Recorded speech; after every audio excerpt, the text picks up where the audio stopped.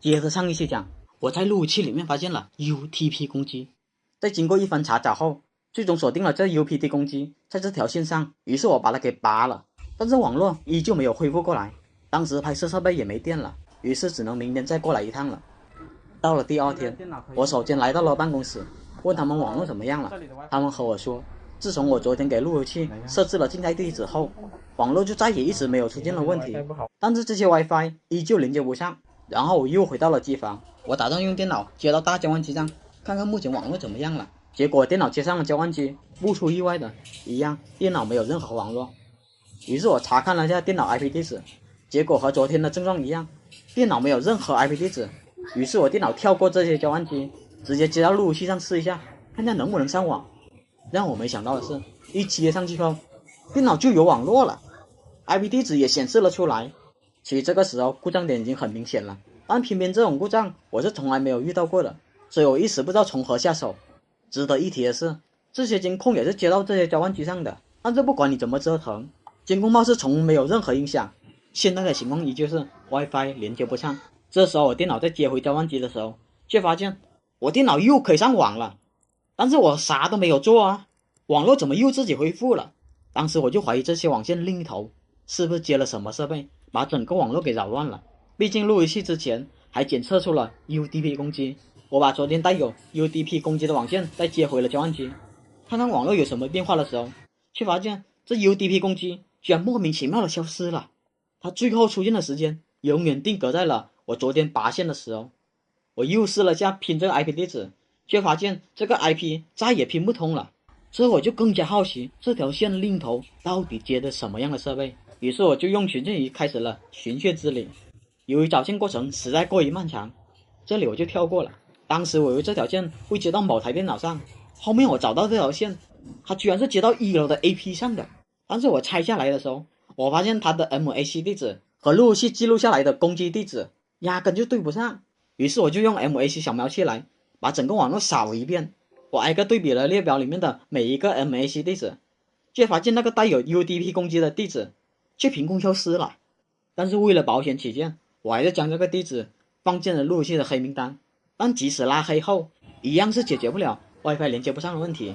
我当时拿1楼拆下了 AP， 插到了机房的交换机上试了一下，看看能不能连接得上。结果我手机都贴到 AP 上面了， WiFi 依旧连接不上，但是我用电脑接到这交换机上是完全有网络的，拼也是正常的。为什么 AP 接到上面连 IP 地址都没有？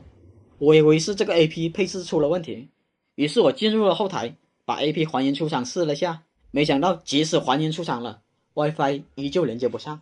这时候我就拔了路由器连接大交换机上面的线，让路由器直接插在这黑色交换机上，我就不信还不能上网。结果接上去后 WiFi 居然可以连接得上了。我打开了抖音刷会视频，证明它是有网络的。这位叫这部电影，这个杀人犯从报纸下面掏出手枪。这时候又把路由器的线给拔了，接回大交换机上，然后黑色的交换机也接回了大交换机上。但接回去之后，却发现现在 WiFi 怎么又连接不上了。这个时候大交换机上面只有3条线，10号线是路由器的，14号线是黑色交换机的，那这个7号线肯定有问题。好在白色交换机的线被我拔了，所以就暂时排除了这个交换机带来的故障。于是我就把白色交换机接了回去，我再把7号线给拔了，看看 WiFi 会怎么样。谁到这会 WiFi 连接是异常的慢，我足足等了20秒才连接上 WiFi。连接后我打开抖音试了下 WiFi 有没有网络，这么看来是7号线出了问题。这时候我再把7号线接回去，看看 WiFi 还能不能连接得上。没想到7号线接回去了， WiFi 居然可以秒连上不说，一样刷视频是没有任何问题的，这就更加奇怪了。合着我来来回回啥都没干， WiFi 就自己好了。正当我一脸懵逼的时候，我电脑怎么又断网了，而且连 IP 地址也没有了。我电脑可是和 WiFi 在一个交换机上啊，这就奇了怪了。之前我电脑是可以上网， WiFi 就连接不上，现在 WiFi 可以用了，我电脑又断网了，没理由啊。这下就把我带到了死胡同里面。于是我只能继续搞清楚这些线的另头到底都连接着什么设备。1楼的线已经被我找到了，接下来就搞清楚楼上的3个 AP 的线了。这找线的过程实在过于狗血，反正我在这个环节耗费了我大量的时间，如果加上这些镜头的话，那么视频就太长了，我也怕你们被这些线路绕晕了，所以这个过程就被我删减了。反正经过一段长的时间找线，2、3、4楼的 AP 线总算是被我搞清楚了。但是2楼的 AP 为什么会接到这个大交换机上？这大交换机并不具备 PoE 功能，为什么会这样接呢？我就不明白了。难怪我去2楼的时候 WiFi 信号总是弱得很，原来2楼的 WiFi 一直都没有通电运行。然后3楼、4楼的 AP 是接到这个黑色交换机上的 AP 的线搞清楚了，我把这些 AP 线给拔了，至于剩下的这5条线就是5个监控的。但是另外负责5个监控的交换机又刷新了我的认知，开始我以为这是普通的交换机，没想到它背后写的 PoE 交换机，我当时都怀疑这厂家是不是贴错了标签。我半信半疑的拿 AP 接上去试了下，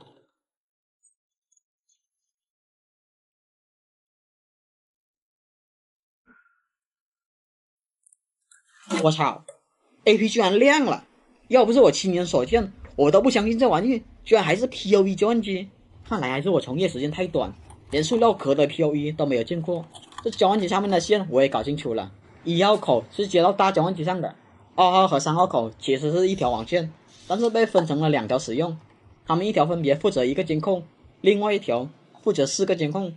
至于剩下那条不亮的，我就没有管了。然后大交换机上面的线，我也和大伙再说一下。1号灯是那个塑料的 PoE 交换机，10号灯是连接路由器的，14号灯则是这个黑色交换机的。至于那神秘的7号灯，原来是接到监控室的这个小交换机上的。这小交换机上面2条线，一条是接到录像机上，另一条是接到我不认识的设备上的。但是就算每条线都被我搞清楚了，我还是没有发现任何问题。没办法，只能放大招了，开始抓包分期。我们看到了这些 ARP 是路由器发出来的，问题不大。然后我在统计里面查看了 PPS， 确实没有发生任何环路的迹象。但是我在数据包里面发现有大量的 DHCP 处于未响应状态，究竟是什么原因导致的呢？这个我就真的不知道了。结果1天又过去了，我只能被迫回去。到了晚上，我和这大神聊了我的遭遇，没想到他说他早些年遇到过这种情况，不但解决了，还做成了视频案例。但是他的视频实在是过于专业了，所以他的视频我就不完全播出来了。有兴趣的小伙伴可以去看看他完整版的视频，我这里给大伙翻译一下他到底讲了什么故障吧。原来就是 DHCP 的交互出了问题，再通俗易懂的讲的话，就是交换机坏了，但是又没有完全坏，这种情况属于极其罕见的。当我听到了答案，才知道原来交换机还有这种故障。在我认知里面，交换机要么亮，要么不亮，难怪这种故障放在我面前，我都不认识它。这也就解释了办公室的路由器被我设置成静态后，网络就可以一直使用的原因。还有监控也不需要任何 DHCP， 所以是不会受任何影响的。要不是这位大神分享案例，估计我至今都不知道其原理。看来我的实战经验又更加的丰富了。